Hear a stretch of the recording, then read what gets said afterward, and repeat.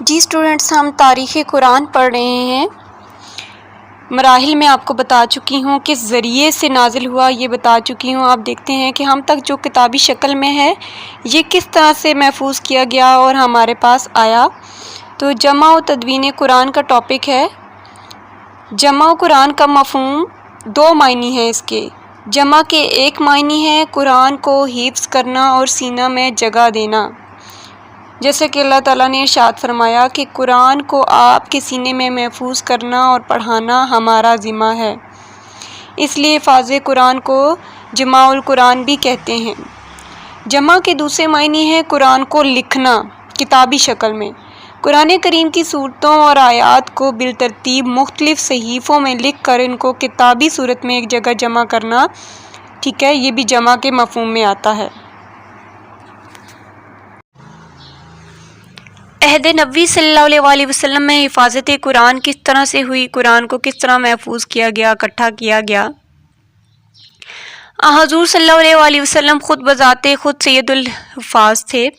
آپ صلی اللہ علیہ وسلم کا یہ معمول تھا کہ جب بھی قرآن کریم کی کچھ آیات یا آیات کا جو بھی حصہ نازل ہوتا، آپ صحابہ کرام رضی اللہ تعالیٰ کو سنا دیتے اور صحابہ کرام رضی اللہ تعالیٰ آپ صلی اللہ علیہ وسلم سے سن کر اسے زبانی یاد کر لیتے تھے۔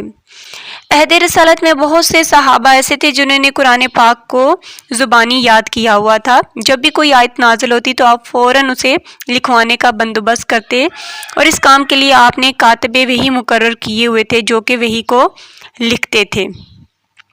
اس زمانے میں سامان کتابت کا فقدان تھا۔ لکھنے کے لیے یہ جس طرح سے آج کل یہ پیجز ہیں، کچھ ایسا نہیں تھا۔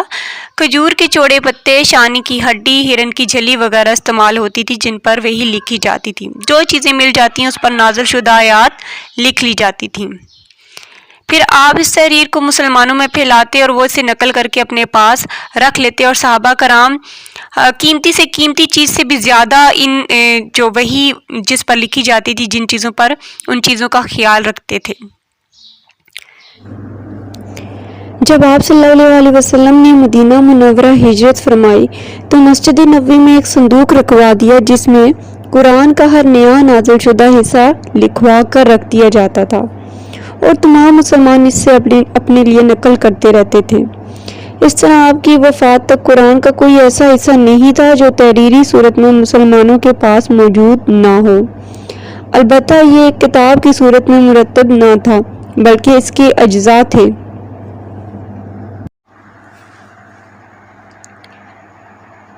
قرآن پاک کی ترتیب۔ ظاہر ہے کہ قرآن مجید آج جس صورت میں ہمارے پاس موجود ہے یہ وہ ترتیب نہیں جس کے مطابق نازل ہوا تھا، اور اگر ایسا ہوتا تو سورہ علق قرآن کریم کے آغاز میں ہوتی۔ البتہ یہ صحیح ہے اور سب علماء اس بات پر متفق ہیں کہ آیات کی ترتیب توقیفی ہے، اور توقیف کے معنی ہے آگاہ کر دینا۔ مطلب یہ کہ اس ترتیب سے اللہ تعالیٰ نے پیغمبر صلی اللہ علیہ وسلم کو آگاہ کیا تھا۔ اس میں حضور صلی اللہ علیہ وسلم کی کوئی رائے یا کسی قسم کا کوئی کوئی دخل نہیں تھا۔ جس طرح اللہ نے آگاہ کیا اسی طرح سے ترتیب دی گئی۔ حضور صلی اللہ علیہ وسلم کو ایک ایک آیت کا مقام حضرت جبریل علیہ السلام نے بتا دیا تھا۔ قرآن حکیم کی صورتوں اور آیات کو مضامین کے لحاظ سے مرتب کیا گیا ہے، ترتیب نزولی کے مطابق نہیں۔ بعض چھوٹی صورتیں ایک ہی دفعہ نازل ہوئیں اور بعض صورتوں کی آیات تھوڑی تھوڑی کر کے نازل ہوتی رہیں۔ یہ ضروری نہیں کہ ایک صورت کے ختم ہونے کے بعد دوسری صورت شروع ہو، بلکہ ایک صورت کے نزول کے دوران دوسری صورت شروع ہو جایا کرتی تھی۔ آپ صلی اللہ علیہ وسلم صحابہ کرام سے فرماتے تھے کہ فلاں آیت کو فلاں صورت میں رکھو۔ جمع و ترتیب کا یہ کام حیات نبوی میں ہی اختتام پذیر ہوا۔ قرآن حکیم کی موجودہ جو ترتیب ہے اسی وقت سے چلی آتی ہے، آج تک اس میں ذرا برابر بھی کسی قسم کی کوئی تبدیلی نہیں ہوئی۔ چونکہ نزول قرآن کا سلسلہ حضور صلی اللہ علیہ وسلم کی عمر کے آخری حصہ تک جاری رہا، اس لیے آپ صلی اللہ علیہ وسلم کی بتائی ہوئی ترتیب کے مطابق قرآن مجید کو کتابی صورت میں یکجا نہ کیا جا سکا۔ البتہ قرآن کو حفظ کرتے وقت اس ترتیب کو ملحوظ رکھا جاتا تھا۔ اس میں شک نہیں کہ قرآن آیات پر مشتمل نوشے متفرق طور پر صحابہ کرام کے پاس موجود تھے۔ اس کے ساتھ آیتوں اور صورتوں کی اندرونی ترتیب و تہذیب کا کام مکمل ہو چکا تھا، اس لیے برملا کہا جاتا تھا کہ فلاں صورت اتنی آیات پر مشتمل ہے اور فلاں آیت کا نمبر یہ ہے۔ یہ ترتیب حفاظ قرآن کے سینوں میں محفوظ تھی۔ عہد رسالت میں بہت سارے صحابہ کرام ایسے تھے جن کو پورا قرآن مجید یاد تھا، مثلا حضرت معاذ رضی اللہ تعالیٰ، حضرت ابی بن کعب رضی اللہ تعالیٰ عنہ کو، حضرت عبداللہ بن مسعود رضی اللہ تعالیٰ عنہ کو، حضرت سالم بن موکل رضی اللہ تعالیٰ عنہ، حضرت زید بن ثابت اور حضرت ابو زید رضی اللہ تعالیٰ عنہ وغیرہ وغیرہ۔ جی اسٹوڈنٹس، بہت ہی عام ٹاپک ہمارا چل رہا ہے قرآن کی ہسٹری، جس میں جمع و تدوین قرآن کی دو ہسٹریاں ہیں، ایک نزول قرآن کہ کس طرح سے نازل ہوا اور دوسرا جمع و تدوین قرآن۔ تو جمع و تدوین قرآن میں پہلے میں نے آپ کو بتایا کہ حضور صلی اللہ علیہ وسلم کے دور میں کس طرح سے جمع و تدوین کیا گیا، اور پھر اب میں آپ کو بتاؤں گی کہ حضرت ابوبکر صدیق رضی اللہ تعالیٰ عنہ کے زمانے میں کس طرح سے قرآن کو جمع اور اکٹھا کیا گیا۔ سرور کائنات صلی اللہ علیہ وسلم کے وصال کے بعد عرب بھر میں کفر کا طوفان اٹھا۔ حضرت ابوبکر صدیق رضی اللہ تعالیٰ عنہ نے پوری اسلامی طاقت کو اس فتنے کو دور کرنے میں لگا دیا۔ ان میں سے سب سے بڑا محاذ مسلمہ کذاب کے خلاف تھا، اس کے خلاف جنگ تھی۔ مسلمہ کذاب کون تھا؟ ایک شخص تھا جس نے جھوٹی نبوت کا دعویٰ کیا تھا۔ آپ صلی اللہ علیہ وسلم کی وفات کے بعد مسلمہ کے خلاف جنگ یمامہ میں 1200 کے قریب صحابہ شہید ہوئے، جن میں سے 700 قرآن خواں اور 70 کے قریب قاری تھے۔ یہ صحابہ حضور صلی اللہ علیہ وسلم کے تربیت یافتہ اور عرب و عجم تک قرآن کی تعلیم پہنچانے کے ضامن تھے۔ ان کو قرآن حکیم نہ صرف زبانی یاد تھا بلکہ ان کے پاس اس کے تحریری اجزاء بھی موجود تھے۔ ان میں سے بعض نے براہ راست حضور صلی اللہ علیہ وسلم کی زبان سے قرآن حکیم سن کر لکھ لیا تھا۔ ان کی تحریروں کا کھو جانا ایک ناقابل تلافی نقصان تھا۔ اس وقت عرب بھر میں دین سے پھر جانے والوں کے خلاف جنگ جاری تھی۔ شمع حق کے پروانے دیوانہ وار جانیں نثار کر رہے تھے، یعنی کہ شہادت کا درجہ حاصل کر رہے تھے۔ حضرت عمر فاروق رضی اللہ تعالیٰ عنہ نے حفاظ قرآن کی شہادت کا یہ عالم دیکھ کر حضرت صدیق رضی اللہ تعالیٰ عنہ سے عرض کی کہ اگر قرآن کے حافظ اسی طرح جامع شہادت نوش کرتے رہے تو قرآن مجید کے بہت سارے اجزاء کھو جائیں گے، لہٰذا یہ بہتر ہوگا کہ قرآن کو ایک مرتب کتاب کی صورت میں جمع کر لیا جائے۔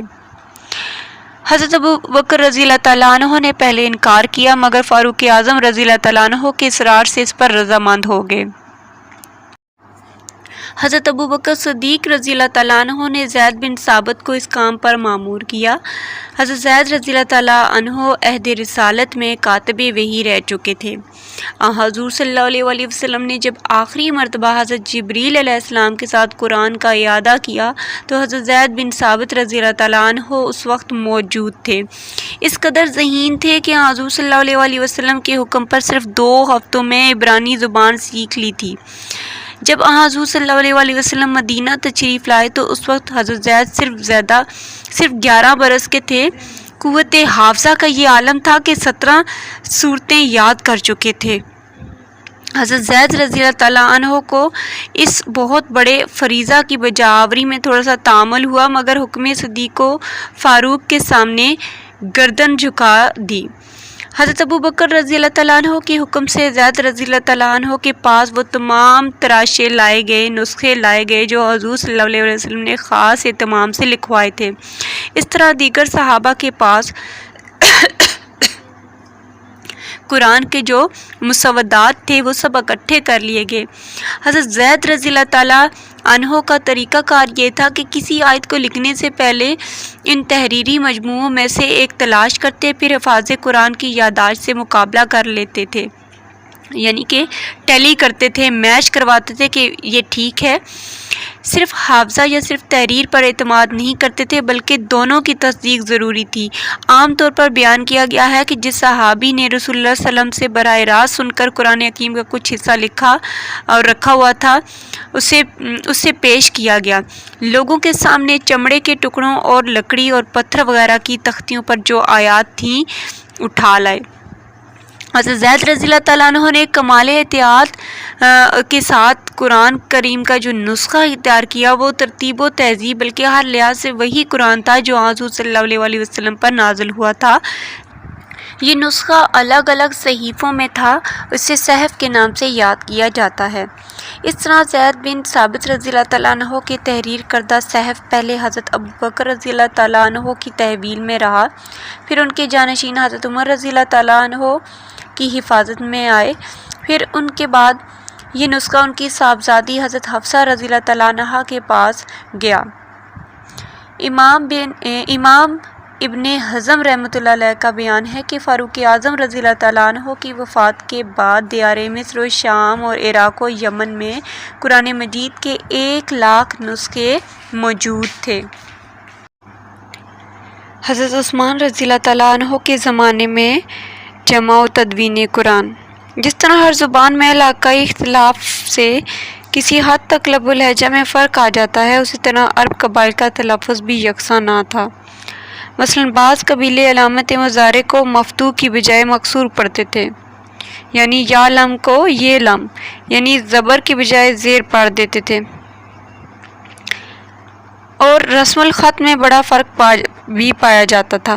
تاہم یہ اختلاف قرأت، معنی و مطلب پر اثر انداز نہیں ہوتا تھا۔ حضور صلی اللہ علیہ وسلم خاندان قریش سے وابستہ تھے، اس لیے آپ قریشی لب و لہجہ میں قرآن پڑھتے تھے۔ جب مختلف قبائل کے لوگ حلقہ بگوش اسلام ہوئے اور یکایک انہیں اپنے بچپن کے پختہ لب و لہجہ کو چھوڑ کر قریش کی زبان میں قرآن پڑھنا دشوار نظر آیا تو آپ نے بحکم خداوندی ہر قبیلہ کو اپنے لب و لہجہ کے مطابق قرآن پڑھنے کی اجازت دے دی۔ تعمیل ارشاد میں عربی قبائل کے لوگ قرآن کو اپنے علاقائی طرز و انداز میں پڑھنے لگے۔ حضرت عثمان رضی اللہ تعالیٰ عنہ کے عہد خلافت میں اسلامی فتوحات کی وہ فراوانی ہوئی کہ اسلام دنیا کے دور دور کونوں تک پھیل گیا۔ اجمی اقوام دائرہ اسلام میں داخل ہوئیں۔ نماز پڑھنے کے لیے قرآن کا سیکھنا ضروری تھا، انہیں قرآن پڑھنے کے لیے عربوں کی شاگردی اختیار کرنا پڑی۔ عربوں میں قرأت کا اختلاف تھا، اس لیے نو مسلموں میں بھی اس کا اثر رونما ہوا۔ اختلاف قرأت میں اگرچہ بنیادی قباحت نہ تھی، تاہم یہ خطرہ تھا آگے کہ مبادا یہ اختلاف آگے چل کر شدت اختیار نہ کر لے۔ تو عثمانی عہد خلافت میں ایک صحابی حضرت حذیفہ بن یمان آرمینیا کے محاذ پر سپہ سالاری کے فرائض سر انجام دے رہے تھے۔ انہوں نے دیکھا کہ بعض مسلمان اپنی قرأت کو صحیح تصور کر کے دوسروں کی قرأت کو غلط تصور کر رہے ہیں، ایسا نہ ہو کہ فتنہ برپا ہو جائے۔ 25 ہجری میں حضرت حذیفہ رضی اللہ تعالیٰ عنہ اسی محاذ سے حج کرنے گئے اور خلیفہ سوم حضرت عثمان رضی اللہ تعالیٰ عنہ سے یہ ماجرا ڈسکس کیا۔ حضرت عثمان رضی اللہ تعالیٰ عنہ نے صحابہ کرام کو بلا کر حالات سے آگاہ کیا۔ سب نے ایک زبان ہو کر کہا کہ امت کو ایک ہی قرأت پر جمع ہونا چاہیے، چونکہ ابتداً قرآن پاک قریش کے محاورہ کے مطابق پڑھا جاتا تھا، لہٰذا اختلاف کو دور کرنے کے لیے یکسانیت برقرار رکھنا ضروری ہے اور ابھی بھی قریشی لب و لہجہ اختیار کرنا چاہیے۔ حضرت عثمان رضی اللہ تعالیٰ عنہ نے حضرت حفصہ رضی اللہ تعالیٰ عنہ کے پاس سے حضرت ابوبکر رضی اللہ تعالیٰ عنہ والا نسخہ قرآن منگوا کر حضرت زید بن ثابت رضی اللہ تعالیٰ عنہ اور دیگر 3 صحابہ پر مشتمل بورڈ کو حکم دیا کہ وہ اس کی نقلیں تیار کریں۔ چنانچہ قریشی لب و لہجہ کے مطابق قرآن حکیم کی نقلیں تیار کی گئیں۔ ہر صوبے کے مرکز میں ایک نسخہ بھیج دیا گیا۔ حضرت عثمان رضی اللہ تعالیٰ عنہ نے ایک نسخہ اپنے پاس رکھا جسے مصحف الامام کہتے ہیں۔ یہ نسخہ الگ الگ صحیفوں میں تھا، یکجا نہ تھا، ایک جگہ پہ نہ تھا، اس لیے مصحف کہلاتے ہیں، اور یہ مصحف چونکہ آئندہ نسخوں کے لیے ایک نظیر کی حیثیت رکھتے تھے، اس لیے ان کو المصحف الائمہ یعنی کہ معیاری مصحف بھی کہتے ہیں۔ حضرت عثمان رضی اللہ تعالیٰ عنہ نے قرآن کے جو نسخے باہر بھیجے، ہر نسخے کے ساتھ اس شہر میں ایک خاص قاری بھی بھیجا تاکہ لوگ اپنے قرآن صرف ان نسخوں سے نقل کریں۔ حضرت عثمان رضی اللہ تعالیٰ عنہ نے صحابہ کرام رضی اللہ تعالیٰ کے مشورے سے فرمان جاری کیا کہ جہاں کہیں علیحدہ قرأتوں والے قرآن لکھے ہوئے نظر آئیں ان کو جلا دیا جائے تاکہ اختلاف کا کوئی امکان باقی نہ رہے۔ یہ کام 30 ہجری میں انجام پذیر ہوا۔ حضرت عثمان رضی اللہ تعالیٰ عنہ کی اس دور اندیشی کا ثمر ہے کہ آج اس زمین پر قرآن کا صرف ایک ہی نسخہ موجود ہے اور اس میں ذرا برابر اختلاف نہیں پایا جاتا۔ حضرت ابو بکر صدیق رضی اللہ تعالیٰ عنہ کے عہد خلافت میں جمع قرآن کا مقصد یہ تھا کہ قرآن مجید کو ہڈیوں، کھجور کے پتوں اور تختیوں وغیرہ سے نقل کر کے اوراق میں لکھ دیا جائے تاکہ آئندہ کے لیے کسی حصے کا ضائع ہونے کا کوئی خطرہ باقی نہ رہے۔ خلافت عثمانیہ میں قرآن کے جمع کرنے کا یہ مقصد تھا کہ لوگ مختلف قراتیں چھوڑ کر صرف قرات قریش پر اکٹھے ہو جائیں۔ حضرت عثمان رضی اللہ تعالیٰ عنہ نے اس عظیم قرآنی خدمت کی وجہ سے جو انہوں نے سر انجام دی تھی، اس لیے ان کو جامع القرآن یعنی قرآن کو اکٹھا کرنے والا بھی کہا جاتا ہے۔ یہ ان کا لقب ہے، یعنی امت کو ایک قرات پر جمع کرنے والے۔ جہاں تک قرآن کو صرف جمع کرنے کا تعلق ہے، اور یہ کام حضور صلی اللہ علیہ وسلم کے ہاتھوں آپ صلی اللہ علیہ وسلم کی حیات مبارکہ میں ہی انجام پا چکا تھا، میں آپ کو پہلے بھی بتا چکی ہوں۔ آج اسلامی دنیا میں قرآن کے جتنے بھی نسخے موجود ہیں وہ ان ہی مصحف عثمانی یا مصحف الامام کے مطابق ہیں۔ ظاہر ہے کہ مصحف امام اور مصحف ابی بکر کی نقل اور مصحف ابی بکر خود حضور صلی اللہ علیہ وسلم کے لکھائے ہوئے اور یاد کرائے ہوئے قرآن کے عین مطابق تھا، یعنی کہ حاصل کلام یا خلاصہ کلام یہ ہے کہ موجودہ قرآن مجید وہی ہے جو حضور صلی اللہ علیہ وسلم نے امت کو دیا تھا۔